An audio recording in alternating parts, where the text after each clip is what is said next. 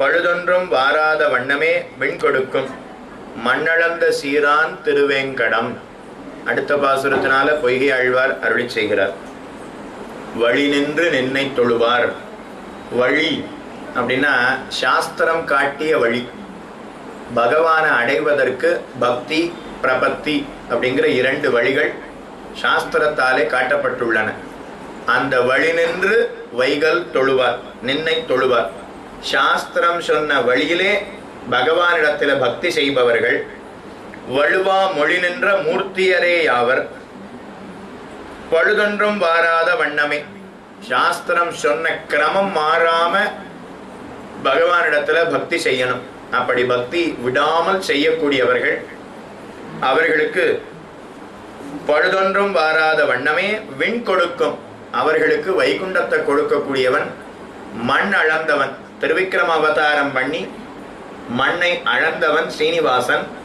அவன் திருமலையில இருந்து கொண்டு சாஸ்திரம் சொன்ன கிரமத்துல யார் பக்தி பிரபத்தியை செய்கிறார்களோ அவர்களுக்கு வைகுண்டத்தை கொடுக்கணுங்கிறதுக்காகவே திருமலையிலே நின்று கொண்டிருக்கிறான் என்ன அருளி செய்கிறார். நாம கர்மயோகம் பண்றோம், பக்தி யோகம் பண்றோம், ஞான யோகத்தை அனுஷ்டிக்கிறோம், பிரபத்தியை அனுஷ்டிக்கிறோம். அப்ப இதுக்கெல்லாம் பலன் யாராவது கொடுக்கணுமே. நாம யாக யஜ்யங்களை செய்கிறோம், இன்ன யாகத்துக்கு இன்ன பலன், இன்ன புண்ணியம் பண்ணினா அதுக்கு இன்ன பலன் அப்படின்னு சாஸ்திரங்கள்ல சொல்லியிருக்கு. அந்த பலனை கொடுக்கறதுக்கு ஒருத்தர் இருக்கணுமே. அதனால இந்த யாக யஜ்யங்கள் மூலமாக கர்ம ஞான பக்தி பிரபத்தியின் மூலமாக என்ன ஆசிரியிக்கக்கூடியவனுக்கு வைகுந்தம் மோட்சம் அப்படிங்கிற பலனை கொடுக்கணுங்கிறதுக்காக திருமலையில சீனிவாசன் காட்சி கொடுக்கிறான், அருளி செய்கிறார். வழி நின்று நின்னை தொழுவர். வழுவா மொழி நின்ன மூர்த்தியரே ஆவர். பழுதொன்னும் வாராத வண்ணமே. புண்ணியம் பண்ணினா சொர்க்கத்திற்கு செல்லுவர்கள், பாபம் பண்ணினா நரகத்திற்கு செல்லுவர்கள்.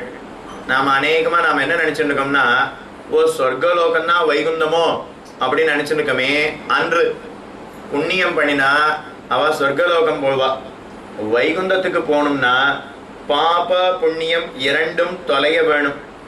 ததோ வித்வான் புண்ணிய பாபே விதூய நிரஞ்சன பரமம் சாமியம் உபைதி என்ன உபனிஷத்தானது தெரிவிக்கிறது. ததோ வித்வான் புண்ணிய பாபே விதூய, புண்ணியம் பாபம் இந்த 2த்தையும் தொலைச்சாதான் அவன் வைகுண்டத்தை அடைவது என்பது முடியும். புண்ணிய பாபம் 2ம் போயிடுச்சுன்னா வைகுண்டம் கிடைக்கும். நரகம் அப்படிங்கிறது இரும்பு விலங்கு, சொர்க்கம் அப்படிங்கிறது பொன் விலங்கு.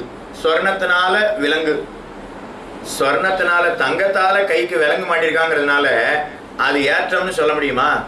ஒரு காலம் முடியாது. அதனால இந்த 2ம் தொலையணும். தொலைந்த உடனே அவர்களுக்கு வைகுந்தம் என்பது கிடைக்கும். அந்த வைகுந்தத்தை கொடுக்கணுங்கிறதுக்காகவே திருமலையிலே சீனிவாசன் காட்சி கொடுக்கிறான், அருளி செய்கிறார். அடுத்த பாசுரம். வேங்கடமும் விண்ணகரம் வெக்காவும் அக்காத பூங்கிடங்கின் நீழ்கோவல் பொன்னகரம் நான் கிடக்கிலும் நின்னான் இருந்தான் கிடந்தான் நடந்தானே என்றால் கெடுமாம் இடர். ஆச்சரியமாக அருளி செய்கிறார். வேங்கடமும் திருவேங்கட மலையில நின்ன திருக்கோலத்தோட காட்சி கொடுக்கிறான். விண்ணகரம், விண்ணகர்னா வைகுந்தம். வைகுந்தத்துல அமர்ந்த திருக்கோலத்தோட வீற்றிருந்த திருக்கோலத்தோட காட்சி கொடுக்கிறான். விண்ணகர் அப்படின்னா கும்பகோணம் பக்கத்துல ஒரு விண்ணகர் இருக்கிறது, அதுக்கு திருவிண்ணகர்னு பேரு. ஆனா அந்த இடத்துல நின்ன திருக்கோலம். ஆனா இங்க வியாக்கியானத்துல விண்ணகர் அப்படிங்கிற இடத்துல வீற்றிருந்த திருக்கோலம்னு எழுதுறார். அதனால அந்த திருவிண்ணகரை குறிக்காது, வைகுண்டத்தை குறிக்கக்கூடியது. அதனால வெங்கடமும் வேங்கடத்துல நின்ன திருக்கோலம், விண்ணகரம் வைகுண்டத்துல அமர்ந்த திருக்கோலம். வெக்காவும் திருவெக்கா, காஞ்சிபுரத்துல திருவெக்கா யதோக்தகாரின்னு சொல்றமே, மேற்கு நோக்கிய சயன திருக்கோலத்தோட எம்பெருமான் காட்சி கொடுக்கிறான். அதனால கிடந்த திருக்கோலம். அடுத்தது அக்காத பூங்கிடங்கின் நீழ்கோவல் பொன்னகரும். நீழ்கோவல் பொன்னகர், அக்காத பூங்கிடங்கின் நீழ்கோவல் பொன்னகர் அப்படின்னா திருக்கோவலூர். அந்த திருக்கோவலூர் விழுப்புரம் பக்கம், அங்கிருந்து ஒரு மணி நேரம் நேரம் போனோம்னா திருக்கோவலூர் அப்படிங்கிற திவ்ய தேசத்துல எம்பெருமான் காட்சி கொடுக்கிறான். திருவிக்கிரம பெருமாளாக காட்சி கொடுக்கிறான். திருக்கோவலூரை தான் நாம திருக்கோவிலூர் அப்படின்னு சொல்றோம். திருக்கோவிலூர் அல்ல, திருக்கோவலூர். கோவலன் அப்படின்னா ஆயன், இடையன், கண்ணன். அந்த கண்ணன் நித்தியவாசம் பண்ணக்கூடிய க்ஷேத்திரம். அதனால திருக்கோவலூர் அப்படின்னு பெயர். அந்த திருக்கோவலூரை சொல்லும்போது வேங்கடத்தை சொல்லும்போது அப்படியே சொல்லிட்டார். வேங்கடமும், அடுத்து விண்ணகர், விண்ணகரும், வெஹ்கா, எந்த விசேஷமும் கிடையாது, வெஹ்காவும். ஆனா திருக்கோவலூரை சொல்லும்போது அக்காத பூங்கிடங்கின் நீழ்கோவல் பொன்னகரும் அப்படின்னு தெரிவிக்கிறார். திருக்கோவலூர்ல புஷ்பங்கள்லாம் பூத்து குலுங்கி இருக்கக்கூடியதுன்னு தெரிவிக்கிறார். ஏன்னா இந்த பொய்கை ஆழ்வார் இவர் இந்த முதல் திருவந்தாதியை அருளி செய்ததே இந்த திருக்கோவலூர்ல தானே. பொய்கை ஆழ்வார் மிருகண்டு மகரிஷியினுடைய ஆசிரமம் அந்த இடத்துக்கு வந்து சேர்ந்தார். அமாவாசை, இருட்டு, மழை கொட்டுறது. சுவாமி இடங்குடும்னு கேட்டார். சரி, இந்த இந்த இடைகளில நீர் படுத்துக்கும்னு சொன்னார். ரெண்டாவது ஆழ்வார் பூதத்தாழ்வார் வந்து சேர்ந்தார். மழை கொட்டுறது, இருட்டு. சுவாமி எனக்கு கொஞ்சம் இடம் கொடுன்னு கேட்டார். ஒருத்தர் படுக்கலாம், இருவர் படுக்க இடம் கிடையாது. அதனால 2 பேரும் அமர்ந்து கொண்டு பகவான தியானம் பண்ணிருந்தா. மூணாவது பேயாழ்வார், அவரும் அந்த இடத்துக்கு வந்து சேர்ந்தார். அவரும் எனக்கு கொஞ்சம் இடம் கொடுன்னு கேட்டார். ஒருவர் படுக்கலாம், இருவர் இருக்கலாம், மூவர் நிற்கலாம். இப்ப இந்த இடத்துல இன்னொரு 25 பேர் வந்தா நீங்க கொஞ்சம் நெருக்கிண்டு உட்காரணும். இன்னொரு 50 பேர் வந்தா எல்லாரும் எந்திரிச்சிட வேண்டியதுதான். நானுமே எந்திரிச்சிட வேண்டியதுதான்.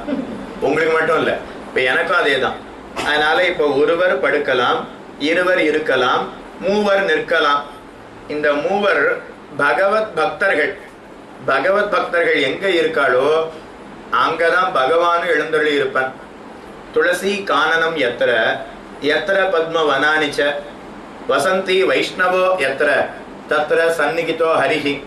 துளசி வனம் எங்க இருக்கோ அங்க பகவான் தானும் எழுந்தருளி இருப்பன்.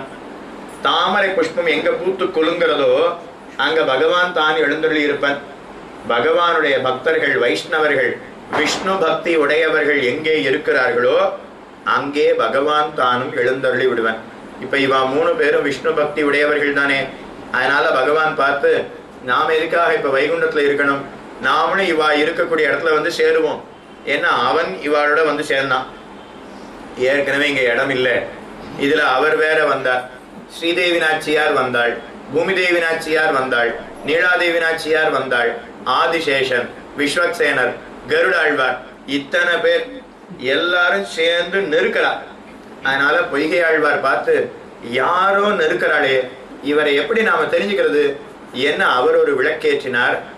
நாம வெளியில இருக்கக்கூடிய தாழ்ந்த பொருட்களை விளக்கு ஏற்றி நாம பார்த்திடலாம். ஆனா பகவானை நாம எந்த விளக்கால பார்க்க முடியும்? ஞான சுடரால தானே பகவானை பார்க்க முடியும். அதனால அவர் ஞானத்தை கொடுக்கணுங்கிறதுக்காக வையம் தகழியா வார்கடலே நெய்யாக வெய்யகதிரோன் விளக்காக செய்ய சுடராளியானடிக்கே சுட்டினேன் சொல் மாலை இடராளி நீங்குகவே என்று அவர் ஒரு விளக்கேற்றினார் பொய்கை ஆழ்வார். அடுத்து பூதத்தாழ்வார் கொஞ்சம் சுமாரா தெரியற மாதிரி இருக்கு. சரி, இன்னொரு விளக்கேற்றுவோம்னு அவர் மற்றொரு விளக்கேற்றினார். அன்பே தகழியா ஆர்வமே நெய்யாக என்புருகு சிந்தை எடுத்திரியா நண்பருகு ஞான சுடர் விளக்கேற்றினேன் நாரணருக்கு ஞான தமிழ் புரிந்த நான். அவர் மற்றொரு பக்கம் விளக்கேற்றினார். மூணாவது பேயாழ்வார் கண்டார். திருக்கண்டேன் பொன்மேனி கண்டேன் திகழ்மருக்கண் அணிநிறமும் கண்டேன் செருக்கிளரும் பொன்னாளி கண்டேன் புரிசங்கம் கை கண்டேன் என்னாளி வண்ணன்பால் இன்னு. நம்ம பெருமாள் சேவிக்க போனோம்னா 2 பக்கத்துல விளக்கு தொங்கு விளக்கு போட்டிருப்பா. முதல்ல அர்ச்சகர் விளக்கேற்றுவார், கொஞ்சம் சுமாரா பெருமாள் திரும்பி தெரியும். அடுத்த பக்கம் போய் அடுத்த 2வது விளக்கையும் ஏற்றுவார். 2 திரியையும் நன்னா தூண்டி விட்டார்னா அப்ப பெருமாளை நம்ம நன்னா சேவிக்கலாம். அதே போல பொய்கை ஆழ்வார்